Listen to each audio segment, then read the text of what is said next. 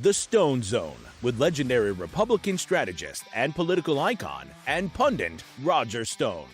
Stone has served as a senior campaign aide to 3 Republican presidents. He is a New York Times best-selling author and a longtime friend and advisor of President Donald Trump. As an outspoken libertarian, Stone has appeared on thousands of broadcasts, spoken at countless venues, and lectured before the prestigious Oxford Political Union and the Cambridge Union Society.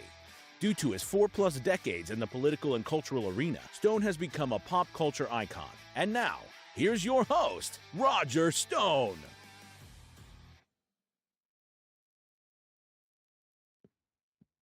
Stone, and yes, you are back in the Stone Zone. Well, now the Justice League is finally complete. Pam Bondi, Tulsi Gabbard, and now Kash Patel has been confirmed in a narrow vote in the U.S. Senate. Mitch McConnell casting a Republican vote for Kash Patel, with Senators Lisa Murkowski of Alaska and Susan Collins of Maine voting no. It doesn't matter what the margin of victory is at hand.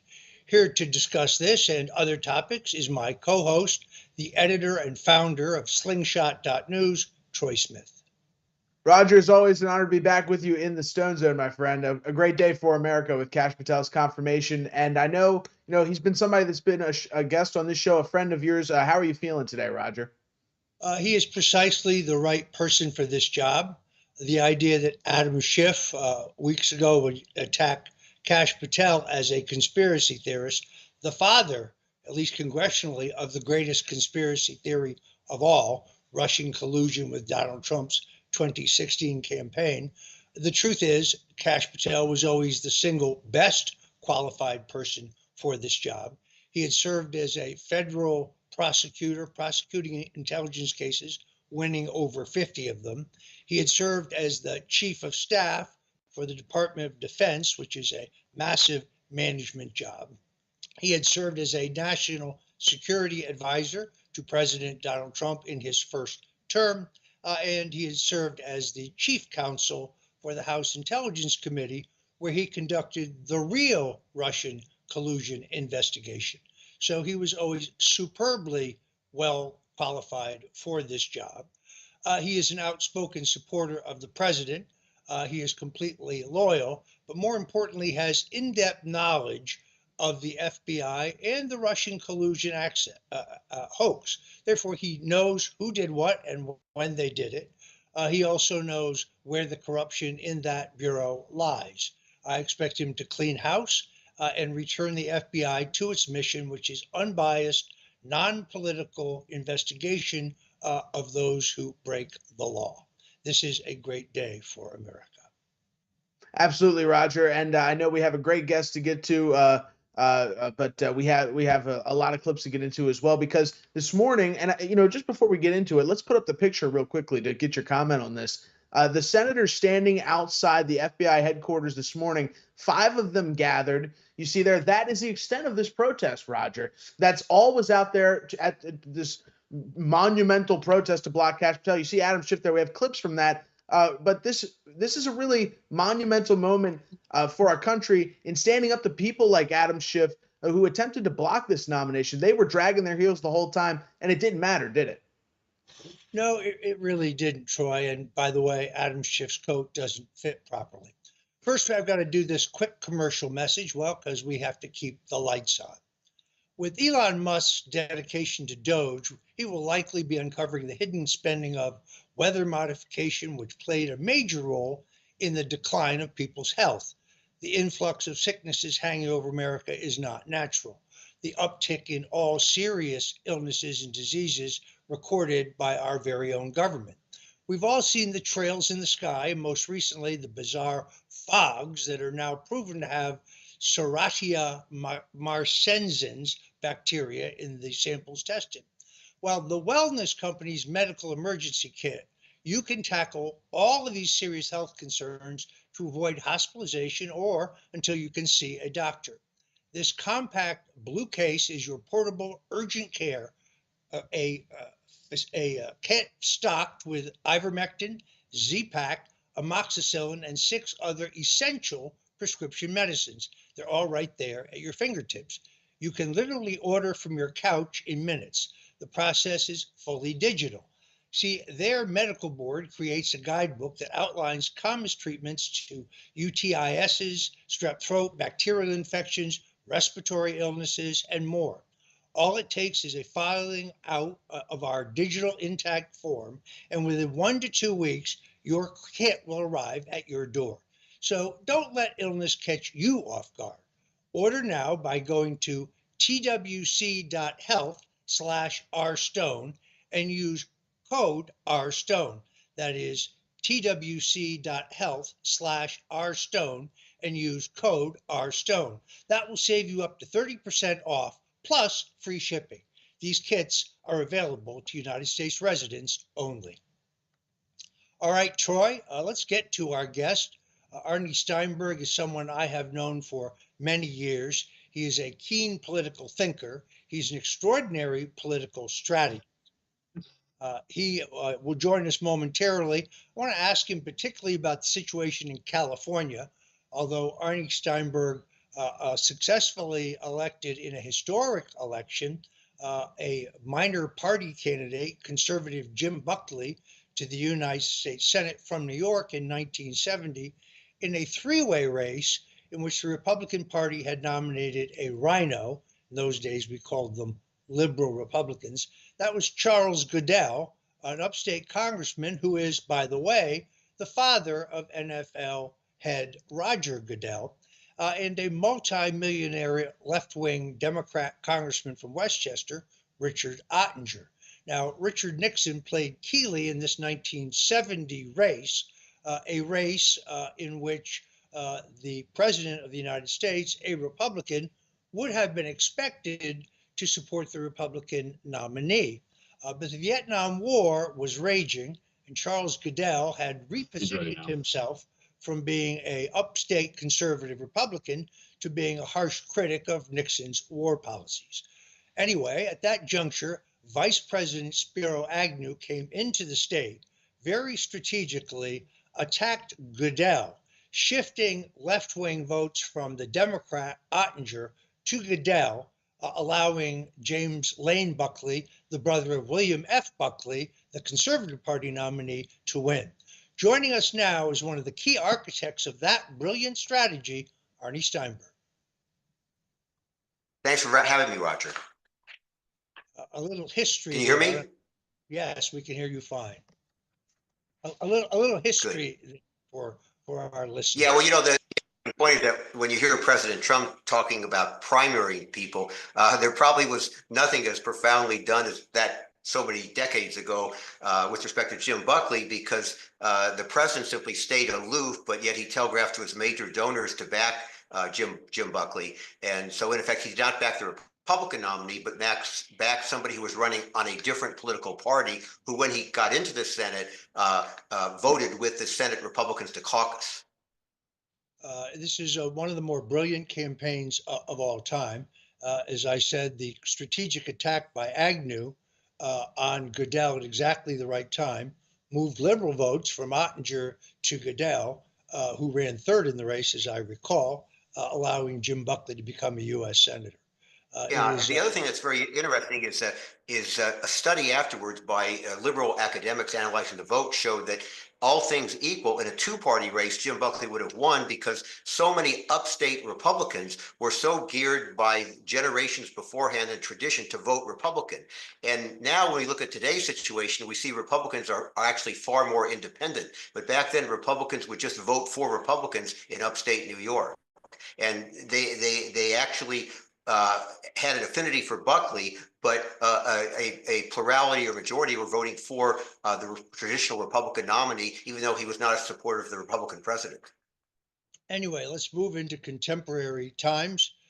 Senator Jim Buckley, who later went on to a distinguished career on the federal bench, passed recently. He was a truly great American.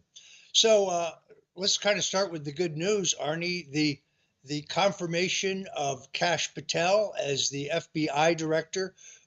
Actually, Mitch McConnell cast a vote for Kash Patel. He was only missing Susan Collins of Maine and Lisa Murkowski of Alaska allowing him to win 51-49.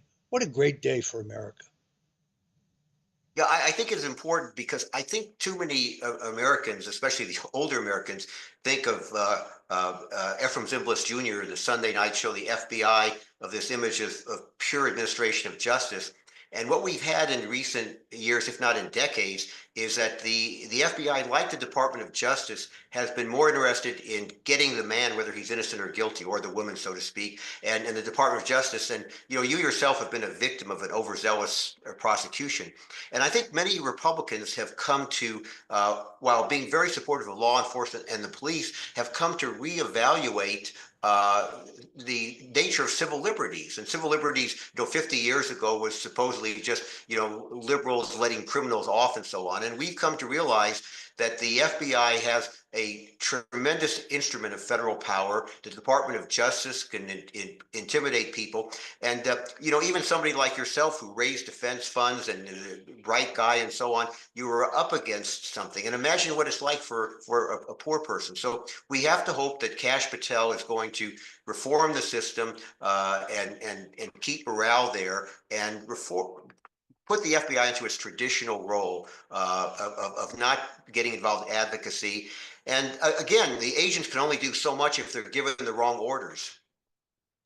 Well, first of all, I want to thank the folks at UPI for putting up a story saying that it was 4 years ago today, February 20th, that I was sentenced to 3 years in prison, but failing in their story to mention my unconditional presidential pardon and the fact that a lawsuit later revealed in Robert Mueller's unredacted final report that there was no evidence against me regarding Russian collusion, WikiLeaks collaboration, or any other crime, essentially exonerating me. This is, of course, Right, and let's look at that terrible raid on you, which I watched the spectacle of it. It was like a movie, except I said to my wife, I know this guy. Look at what he's going through with all the weapons and all the agents and so on. But you look at some of those agents, and we don't know about all of them, but some of them, they're just doing their job. They're following orders. So our real problem is with the people who gave them the orders. That is undeniably true, and I can tell you why. First of all, during the raid, and even after the time that I was taken off to be fingerprinted and mugshotted in the 13 hours that my wife sat there when they ransacked my home, but even during the raid, certain agents would look at me and roll their eyes, or look at me and wink, or look at me and with a friendly gesture, or shrug their shoulders when their superiors weren't looking. Since that time, when I've been out in public, a number of retired agents, including some who were in that raid, have come up to me and said these were orders that came from Washington. I didn't want to be there. I didn't think it was appropriate. Right. You had no prior criminal record. You had no firearm. You had no passport. You weren't a flight risk. So it just demonstrates. There were none of the things on the checklist to have the kind of raid that was done against you there. And that's why we have to hope that Kash Patel, in seeking to reform, to make sure that he is not going after some people who just were following orders, and we really get at the people who are involved in creating these kind of awesome and obscene policies. Well, I think the greatest thing here is that Kash Patel will now have access to all of the FBI records, the emails, and not just contemporaneously. I'd like to see the FBI records at the time of John F. Kennedy's assassination. Not Yeah, and all also of I'd like to see if he doesn't have access and they've been destroyed, that those people who are prosecuted for destroying evidence. a good point. I guess my point is that, and this is a key one, is not everything we want to know, for example, about John F. Kennedy's assassination, is in the JFK assassination record archive kept by the government. And therefore, agencies such as the FBI, the Department of Defense, the Department of State, the IRS, and numerous other agencies have documents pertaining to Kennedy's assassination that will not be released under the president's recent order because they're not included in the order. So I pointed out a letter by Congressman Tim Burchett from Tennessee, who's a very good guy, MAGA congressman, has written the president saying, look, Mr. President, there are other records here that need to be made public, and you also need to order the bureaucrats enough with the redactions. If they're going to give us a bunch of documents in which 80% of the material is blacked out so the American people can't read it, then we have not achieved our purpose. The president has ordered full disclosure, not redacted disclosure. I think it's Also, a very at the time of these things, they all said that to protect innocent people and people still alive, we had to preserve these things and not let them out. Well, time has gone by. The key people are pretty much deceased. well. We know that Mike Pompeo, who essentially is the person who blocked the full release in 2017. So when the CIA director asks you not to release the documents, what does that tell you? That tells you something in itself. But his argument was that the Bureau's sources and methods would be exposed. Well, the sources are all dead. And if their Right. methods include killing a president of the United States, I think we ought to know that. Also, Anyway, the methods are ancient. This is way in the pre-internet era. Indeed. Troy, you pointed out to me that some other good news. Mitch McConnell has decided that he will not stand for reelection. Why don't you speak to that, and then we'll get our guests' thoughts. Well, Roger, this is a huge step, I think, for the remaking of the U.S. Senate, particularly on the Republican side, because Mitch McConnell is a guy that's been there for a very long time, longer than I've been alive, that's for sure, and most of your life even. So I think, when we're looking at Mitch McConnell at this point, my question is, he's being wheeled around in a wheelchair. He's obviously deteriorated mentally. How long will he be able to serve in this position? And why should we as the American people not have the ability to ask questions about his mental state? And to me, it's troublesome, Roger, because the truth of the matter is here that his staff essentially controls that seat in the U.S. Senate until he's relieved of his duty in 2027 after the 2026 election, because he's not forced to step down in any capacity. Now, I'm interested to ask our guests about this because there's some obvious political strategy behind this. Kentucky is a state with a Democrat governor, so if McConnell would step down, I believe this governor would have the chance to appoint him a replacement, most likely a Democrat, losing a seat for Republicans in the Senate. Do you think it's smart for Republicans to pursue maybe replacing McConnell beforehand? How can that shake out? And what do you see as the future of that seat? Yeah, well, I don't know about the future of that seat. It may be premature. Apart from some of the votes that he's made so far, I'm not sure that McConnell will be all that bad in terms of votes down the line. The thing I most remember about Mitch McConnell, and this goes back to him, Roger, his very first campaign had one of the best all-time TV commercials that I ever saw. If you remember, it was with the bloodhound running to find his opponent who had been missing votes and so on. The second thing I would just like to say, not directly answering your question, is I do give Mitch McConnell credit for leading the charge on judicial appointments there. The one thing that he did that is to persistently go and getting our judges in the federal judiciary and the U.S. Supreme Court there. As far as the points about his not being at the top of his game, I guess we can all recall Dianne Feinstein, which was a far more egregious situation. Look at how long they persisted with her on the Democratic side just because they wanted her vote. I'm not sure that Mitch McConnell is needed by our side other than his vote. And I think when we get outside of some of these confirmation battles, I think his vote will probably be pretty okay. Well, also, I point out Cameron Daniel, who was the Attorney General and the Republican candidate for governor, Daniel Cameron. I got that backwards. Daniel Cameron, who was a Republican former Attorney General, Republican candidate for governor, a stout conservative supporter of the president, has announced his candidacy for the McConnell seat. So I think the odds, and Kentucky is a pretty reliably Republican state at this point. Beshear, the governor there, is an anomaly. So I think Cameron may be headed to the Senate, considering that he runs a good campaign. And that would be a net pickup for MAGA, a net pickup for the America First movement. All right. I guess the worst case scenario, Roger, would be if he gets disabled and there are some close votes there and we just don't have him there to vote. Yeah, it would be like with Pete Wilson when they had to bring him in on a stretcher on a key vote. I remember that like it was yesterday. Yeah. But Anyway, there was no discussion that Pete was impaired. It was simply that he couldn't get there. He had some physical problems, but if McConnell were to go downhill mentally and couldn't function, we would need that vote. Yeah, I think that at this point, the unsung hero of all of these fights, the guy who really has been quarterbacking and whipping the votes, but not seeking the spotlight, is J.D. Vance.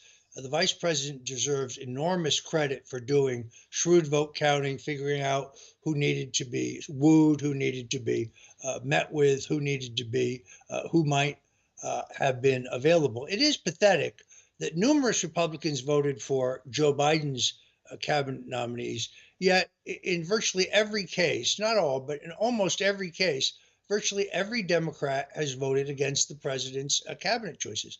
It's really Yeah, an I think abuse. clearly their party discipline seems to be superior to ours. Well, there's more to it than that. In all honesty, advise and consent means you don't vote against someone because you disagree with their philosophy. You only vote against them if there's some reason that you don't think them qualified. Put aside the haters like Adam Schiff. Are there no reasonable men or women in the Democrat Party? It really boggles the mind. Oh yeah, Uh, no, I think that's a problem. They should be shamed about that in some cases.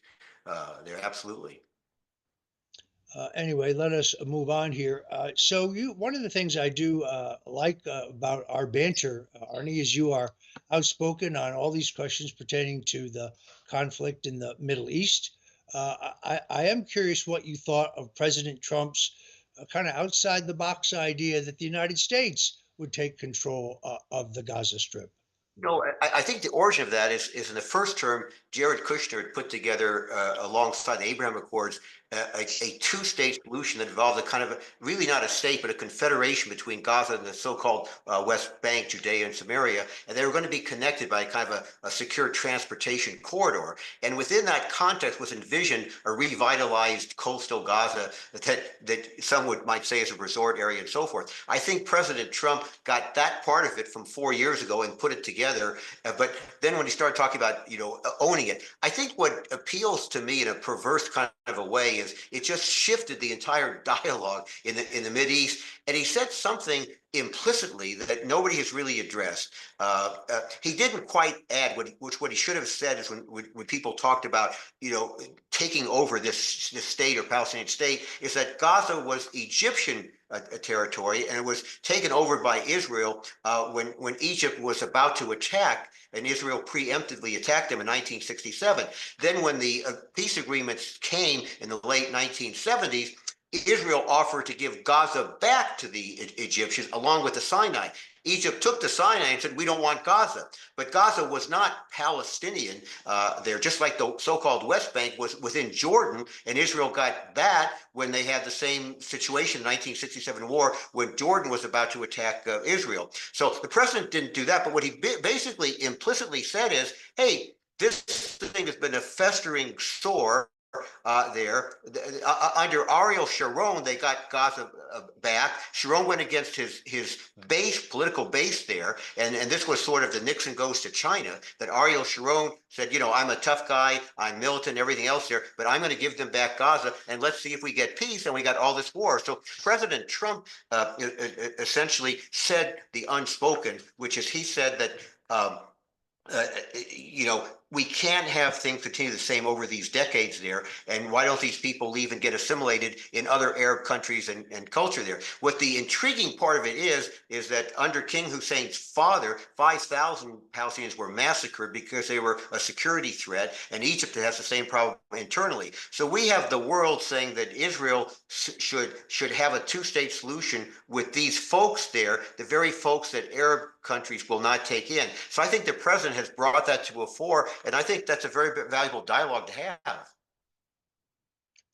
Troy, you have been giving a lot of thought, and I know working with me on a piece together regarding how best to handle the rogue regime in Iran. I'd like you to lay this out for Arnie and get his reaction to it.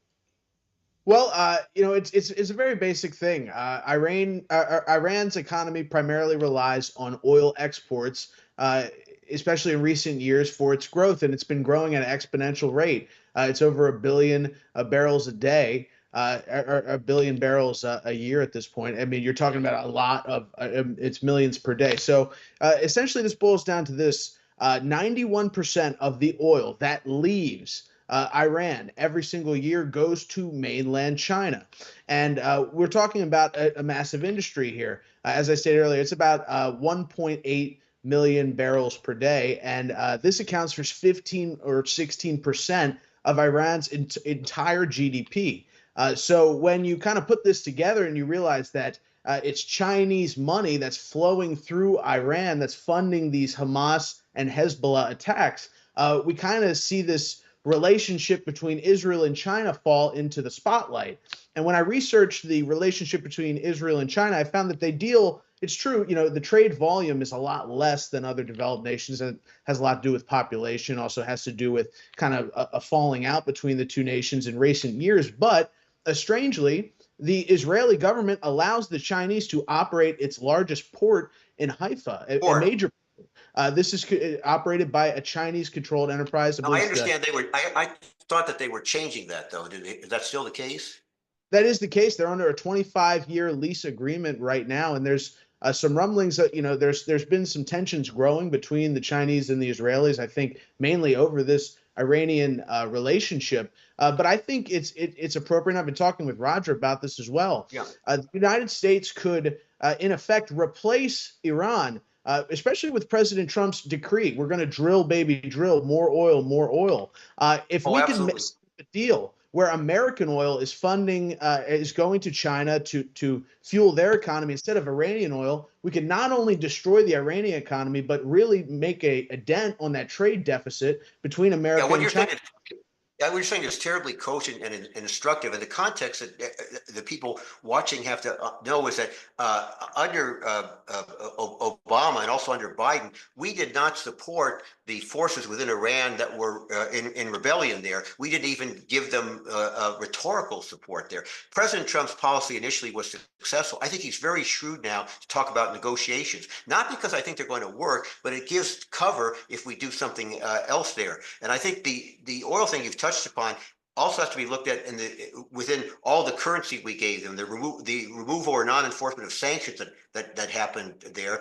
And you're absolutely right that these funds supported them. Now, I had a discussion with Elihu Bennett, who may be the next prime minister of Israel, a couple months ago, and he said then what later became public, which is that the Iran air defenses are essentially gone now, and before the window changes where they're rebuilt is the prime time to attack. The various Arab nations, all when you talk to them privately, all fearful of Iran and want to deal with that threat, but they give arms service. I think the oil part that you've mentioned is just one more element of the equation there. And I think that the president's overall policy is a sea change from Biden and previously from Obama, which is that we should recognize in effect, Iranian hegemony in the region there, and Iran is here to stay under its present rulers there, and we should make life as comfortable as possible. And when we did the original nuclear deal that unfortunately, passed, that President Trump proposed when he first ran there, our country said that all we're interested in is that nuclear deal. We won't do anything about terrorism. Nothing else is on the table, and that was the basic mistake from the starting point. Well, I guess I would argue that the greatest single mistake here is Joe Biden removing the sanctions that Reagan had on Iraq. I mean, and no reason to on Iran. No reason to remove them. Pardon me, that's what I meant. Iran. Not only that, but the sanctions on Iran were so strict that even the Chinese, their patrons, would not buy oil from them. So he had brought their economy to a standstill. They didn't have the money to continue their nuclear weapons development program. They didn't have the money to finance terrorist groups like Hamas and Hezbollah to attack Israel on October 7th. There's this notion that a nuclearized Iran is somehow good for stability in the region. This is an Obama theory brought to life by Joe Biden or by the people working for Joe Biden. It's based on a completely ridiculous concept that giving— So don't balance the power that doesn't apply here. Well, but giving nuclear weapons to people who, based on their religion, don't care if they die as long as they kill you. Years ago, it was brought up about if you attack Israel with nuclear weapons, you're going to have fallout that will kill all these Arabs. They said, we don't care.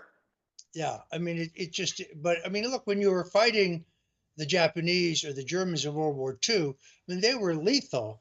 They had every intention of killing you, but they wanted to survive themselves. Also, the kamikaze pilots were kamikazes, but the rest of them wanted to survive. Right. Well, those are the leaders. Also, let's remember this, that under Biden, his policies lifted the price of oil. And so Iran was also getting a higher price for the oil. Agreed. All right, Troy, why don't you introduce the next topic? Absolutely. We have a lot to talk about here today, and a lot of news that we pull up in preparation for the show. And secondly, we have an idea that I wanted to discuss. As far as a political strategy, I think this is pretty brilliant. We can bring up segment number 3, this video here. President Trump has proposed giving some of these DOGE cuts by Elon Musk and others back to the American people. And then back to back, we could play Jasmine Crockett and the Democrats now attacking President Trump and Elon Musk for this idea. Their juxtaposition is you don't get to give money to the American people. Only we get to do that through these welfare programs that have been abused. And we know that. So let's roll these clips back to back and then come back and get the guest reaction to this proclamation by President Trump. Seems like a pretty smart political strategy to me. Let's roll it. A new concept where we give 20% of the DOGE savings to American citizens and 20% goes to paying down debt, because the numbers are incredible, Elon. So many billions of dollars, billions, hundreds of billions, and we're thinking about giving 20% back to the American citizens and 20% down to pay back debt and pay down debt. Now, President Trump says he likes the idea of giving some of the savings from DOGE back to Americans as kind of a dividend. Would you support that?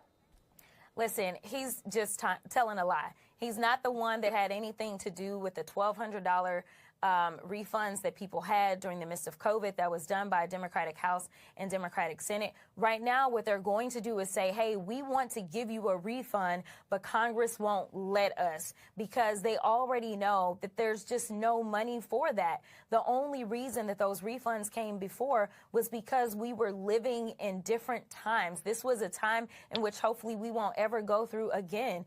We had a once-in-a-lifetime pandemic. The bad part is that I don't know if it's once in a lifetime, because we know that Ebola, unfortunately, was detected right here in New York here recently. And if we continue down this road of getting rid of scientists or deciding that we don't want to rely on experts as it relates to what they're telling us to do, or we don't want to deal with vaccines and medicine in this country, then we may be facing not only our next pandemic, but our next 2, 3, or 4 pandemics because of their incompetence. So no, we are not in the business of giving out money. And honestly, I don't know what $5,000 will do for you.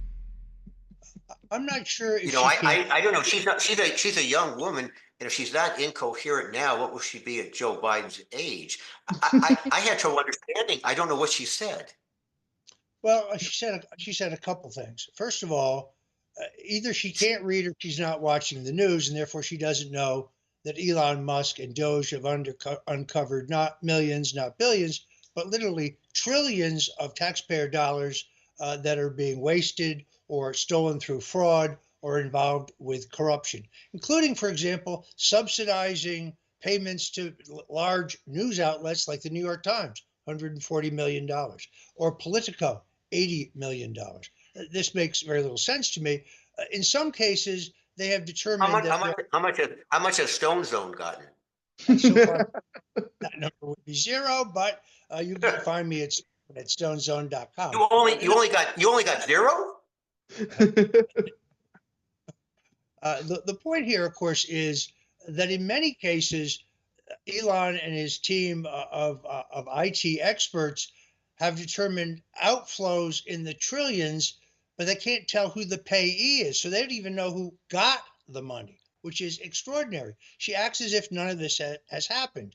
And then she pivots to say that, no, we can't give away money. I guess what she's saying is we can't give away any money because we're going to need the money for the upcoming pandemic, which is inevitable if we don't listen to the, quote, experts and respect the science. Well, but what if the experts are wrong? as they were about COVID-19? What if the science isn't really there, as it wasn't in the case of COVID-19?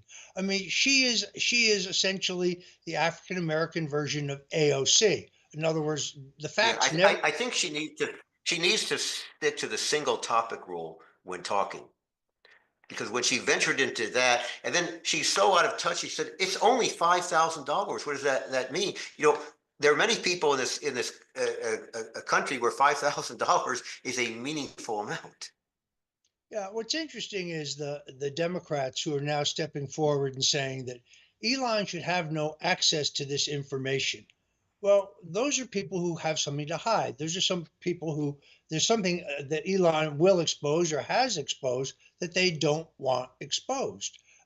And one of the questions I should have mentioned when you talked about Mitch McConnell that occurred to me is Mitch is worth, according to his last financial statement, $122 million. His wife, who, when she was Secretary of Transportation, had to file a financial disclosure at that she was worth $123 million. Now, I knew Mitch McConnell when he was a county judge in Kentucky, which is more like a county executive than a judicial position, but he wasn't worth $122 million. How does someone? And I knew you when you weren't famous. Well, that I would give it all up now. In any event, how does someone who's been on the public payroll this entire time, going from being a county judge directly to the U.S. Senate, how do they amass a fortune of $122 million? I think it was Harry Truman who said, "Show me a man who makes money in politics, and I'll show you a crook." And if they say, "Well, is it insider trading or is it stock trades?" Well, then they mean insider trading, which is equally wrong. Is it community property, or you're saying they're each of them that much money? No, they each individually showed that net worth. Now, Elaine comes from a super wealthy family. Yes, and that filing goes back, to the first term. She was the longest serving cabinet member under Bush, and then she came back thanks to her husband for another term during Trump's first term. He calls her Coco Chow. Never did understand why. When I asked him once, he said it's just something I made up. So it's a Trumpism. But it doesn't matter whether it's Nancy Pelosi or whether it's Chuck Schumer or whether it's Lindsey Graham. This is not a partisan problem. How do these lawmakers get so wealthy? Now, it is clear that Elon has intimated, and Congressman Tim Burchett has said that there are funds that may have been appropriated, for example, for Ukraine, that ended up flowing into the bank accounts of these elected officials. We have not yet seen proof of that. I want to stress that, but that all seems to be where they're headed. Absolutely. Well, that would be explosive. Absolutely, and we have another instance that I wanted to play for just to get your reaction, Roger, because I know and our guests as well, because we have so many of these people coming out now and speaking about Trump, especially people who have decades of corruption behind them, who seem to think that the American public doesn't remember it. And one of these people is Bernie Sanders, who's recently slamming Trump, slamming Elon Musk. I want to give you guys the opportunity to respond to this video where he's really taken the knife to Trump and talk about this is a multi-millionaire socialist. Am I wrong here? Let's roll it and then get the reaction. Yeah, with several homes. When we look at Mr. Musk, everybody has got to understand this is the wealthiest guy in the world right now, worth over $400 billion. You talk about Trump's getting elected and inaugurated. Musk put over $270 million into Trump's campaign, and guess what? He's now the most important person in government. What does that sound like you? Does that sound like a democracy, a government of the people, by the people, or for the people, or is it really an oligarchy doing the bidding of the very richest people? Right, that's number one. Number two, what concerns me very much is the move toward authoritarianism in this country. You have Trump circumventing and bypassing Congress, deciding, hey, doesn't matter what Congress did. Congress put money into this project. We're going to do away with it. I don't want to spend that money. It's gone. And that means programs for low-income, working-class people got to be gone. Fortunately, the courts are beginning to put a stop to what he's doing. But that is what he wants to do. But you don't have a democracy if you circumvent the legislative body. And then he's going after the courts. You heard J.D. Vance saying, well, the courts don't have a right to stop what the president is doing. No, really? I mean, that's what 100 plus years of American jurisprudence has been about. So you got oligarchy, and then you have this movement toward authoritarianism. Now, to answer your question, what is the goal? What is the end goal here? The end goal of oligarchy is to make the richest people who are already phenomenally rich even richer. So how do you do that? Well, you do that through massive tax breaks. Well, where do you get the money to provide trillions of dollars of tax breaks? You cut programs that working people need. Just today, the House brought forth their budget reconciliation bill, an outline of it, talking about huge tax breaks, the very richest people, while they're cutting Medicaid very significantly, and I suspect other programs as well. So you're asking me, are they going to cut costs for working people? No, they're not. They're going to give tax breaks to the rich, and they're going to make massive cuts in programs that working families desperately need. You know, it's kind of interesting. Bernie used to criticize millionaires and billionaires, but he's changed his rhetoric.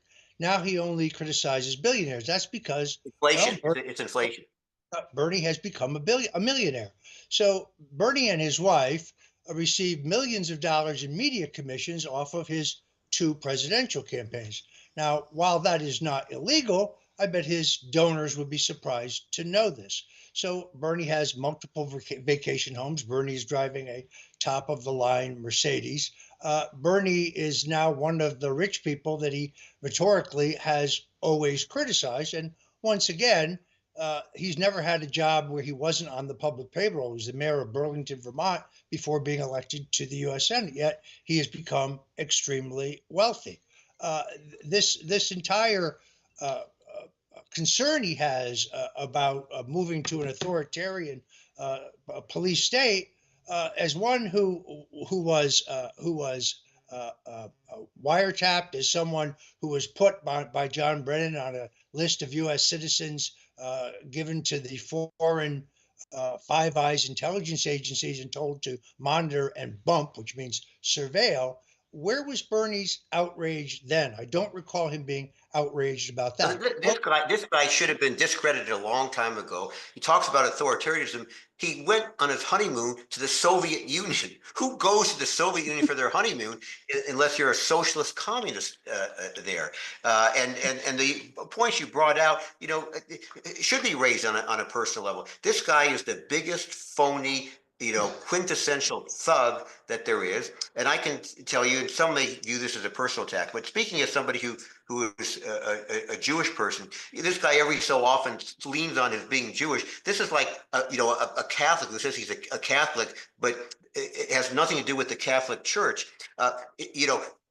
Socialism and communism and what Bernie Sanders does has absolutely nothing to do with being a Jewish. And so when he has his constant vicious attacks on Israel, he likes to play like he's some sort of Jew. And so it's part of his entire shtick, his entire phoniness there. And I wish that our side had rhetorically taken him down long ago, but we basically figured, well, it's an inter-party squabble.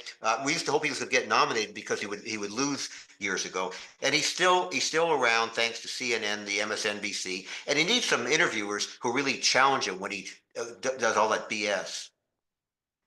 I mean, the other issue here, there's 2. One is a failure of character.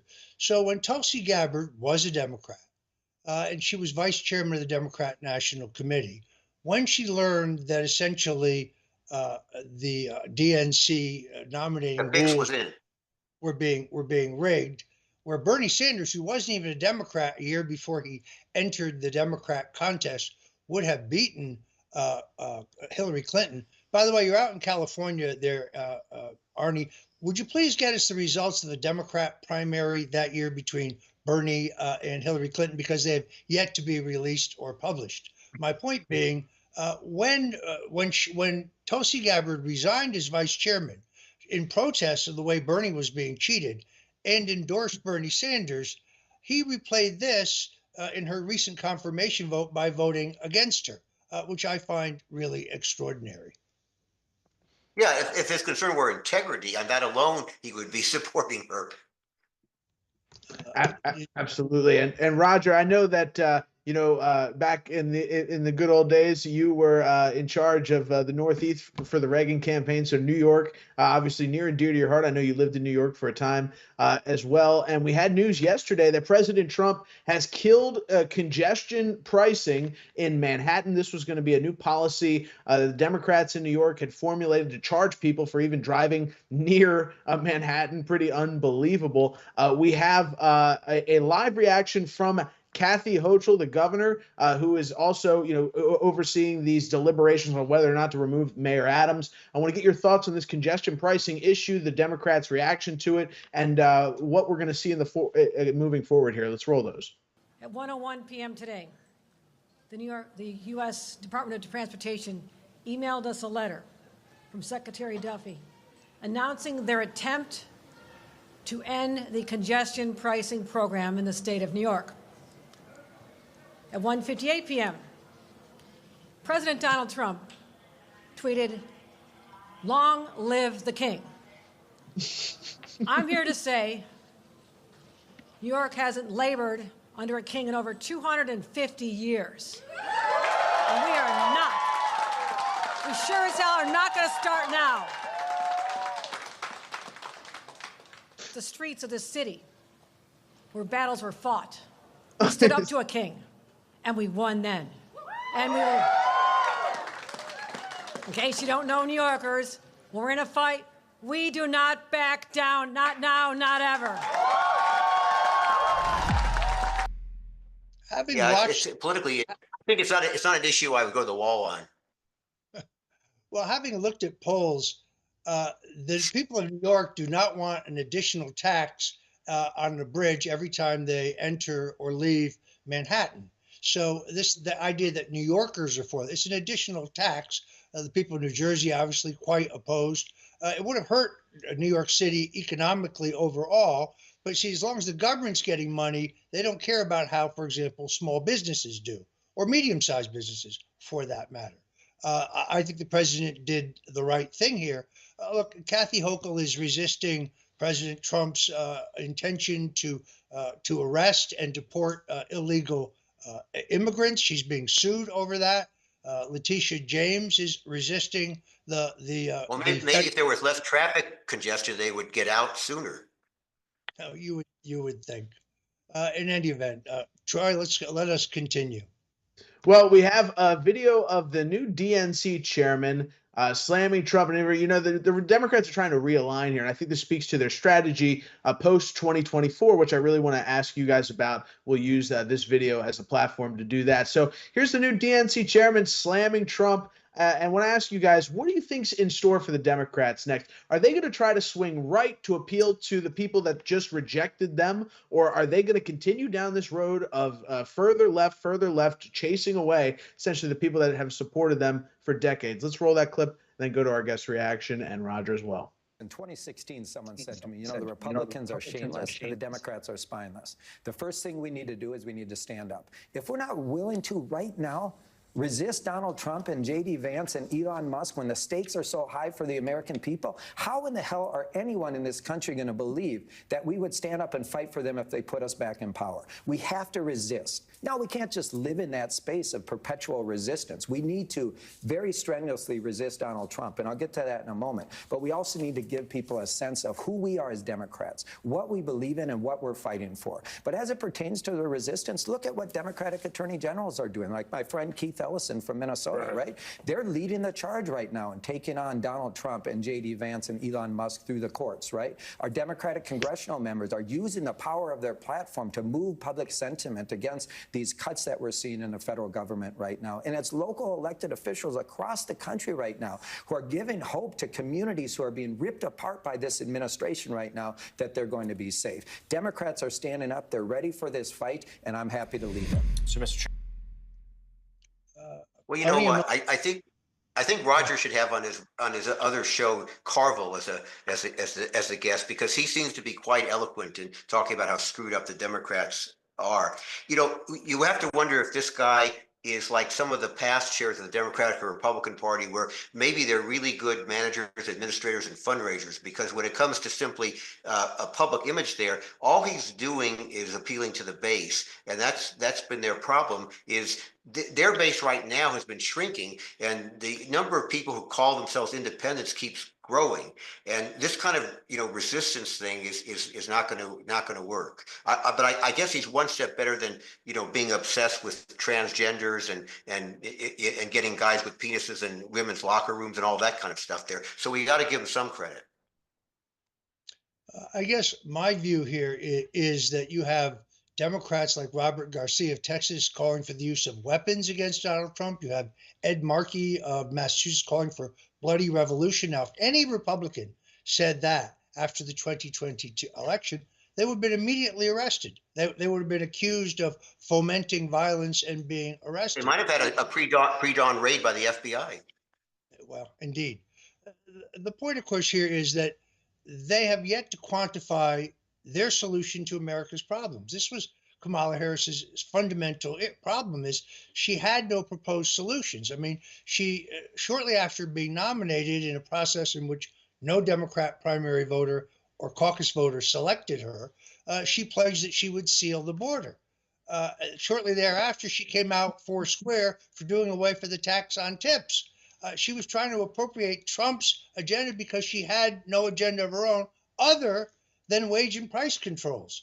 There's another element here that goes back to the beginning of the show when you talked about the JFK records and everything else. There is that President Trump has an opportunity to become the president of open government and transparency. You see, he's visible all the time, certainly compared to Biden, compared to any of his predecessors. They have press availabilities at the White House press room with different government officials there. They're talking about unsealing the records of the past. And I think this is a theme that resonates, because one of the things that conservatives and Republicans don't do enough of is what I'll call sort of civic do-good government thing, where nobody can oppose it, like motherhood. And I think that this can be developed very effectively to reach independent voters, and to contrast with the whole secrecy of the Democrats and their administrations and keeping things not disclosed. Excellent point. Let me pivot to a more parochial question. You live on our left coast. President Trump did extraordinarily well for a Republican in blue California, but then you had the epic bungling of the fires that plagued the Los Angeles area, which really seems to have caused a political earthquake across the state. My good friend Grant Cardone has been doing these public meetings where many people are showing up to protest the incompetence or the political correctness and therefore inefficiency and effectiveness of California's state government. Is it possible, given the dynamics of the so-called jungle primary, in which all candidates of both parties, regardless, without a party primary, run in one election, then the two winners, or the two top vote getters, I should say, face off? Is it possible that California could go red? I think the only way is so far the jungle primary has worked to the advantage of Democrats. Like Schiff ran against another Democrat in the general election, where the old days it had to be a Democrat and a Republican. If you could have a situation where you have several viable Democratic candidates running and only one Republican in some of these races, and the Republican wins for the general and the most extreme Democrat wins the weakest Democrat in the primary, you might do something. The real key is whether or not we can get some of the tremendously growing number of independent voters to go toward the Republican side. And the biggest enemy of that hypothesis is the fact that the left wing have a stranglehold on California beyond political party registration. The major newspapers, the major other media, the so-called nonpartisan offices like county boards of supervisors, members of city council that don't even have party off their name, are in the high populated areas almost entirely Democrats. You have the major Democratic DAs until just recently were awful. Even a couple of the county sheriffs were problems. The school boards are problems, and then when you have the universities, and so this entire conglomerate and the massive influence and funding of the unions that control both sides of the school board and control the legislature. So this is what we're up against, rather than simply political spending on the campaign side and campaigns there. So I think it's possible if the anger can persist and go beyond, and there can be other excesses. But we don't have the investigative reporting we used to have 30 or 40 years ago that should be digging in.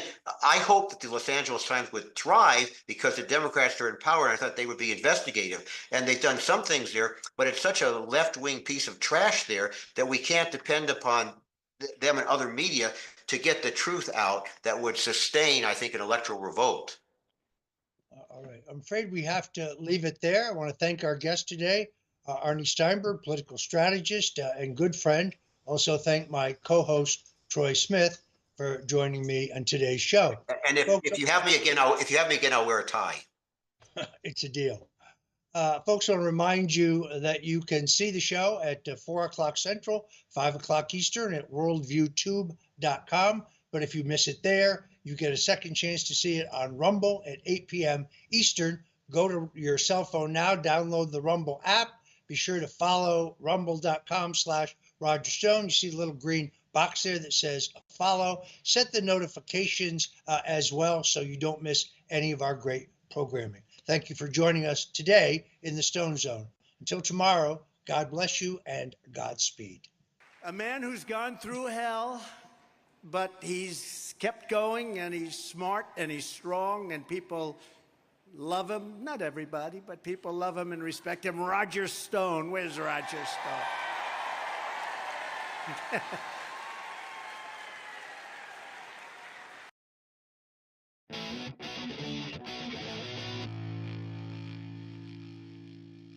You're watching Worldview 2, built on the 35 years of Worldview books, documentary, research, high-profile interviews, and the radio and television broadcasts of Brannon House.